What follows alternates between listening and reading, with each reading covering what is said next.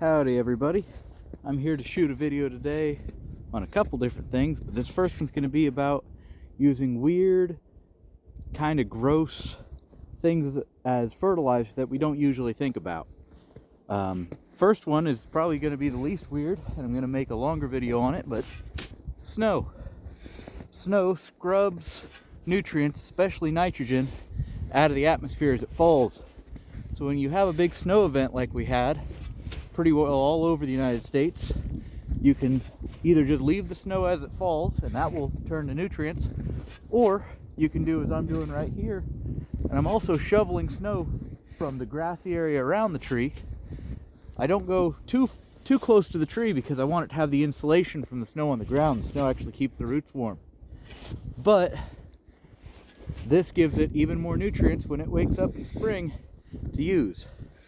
The next stuff I'm going to talk about is one of the weirder and grosser ones.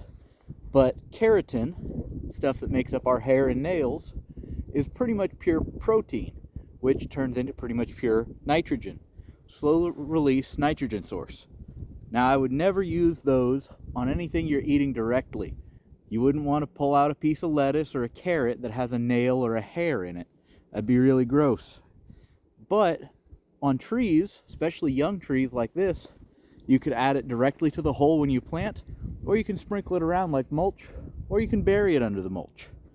So there are ways to use hair and nail clippings if you wanted to in your garden.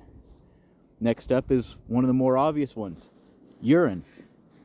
You can use your own urine, but again, I would never use it on anything you eat directly.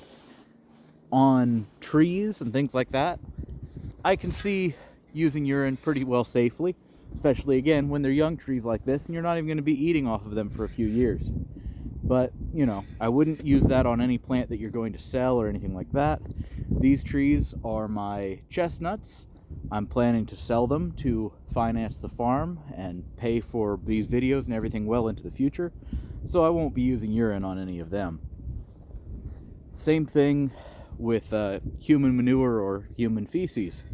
I know there are ways to compost it. I would not do that on anything I intend to sell. I really wouldn't do that on anything I intend to feed my family either. But it is a possibility you can research on your own. So there you go. A little short on weird, unexpected, and unusual compost sources, or at least nutrient sources. Hope to see you in another video as soon as I can. Goodbye, everybody. Have a great day.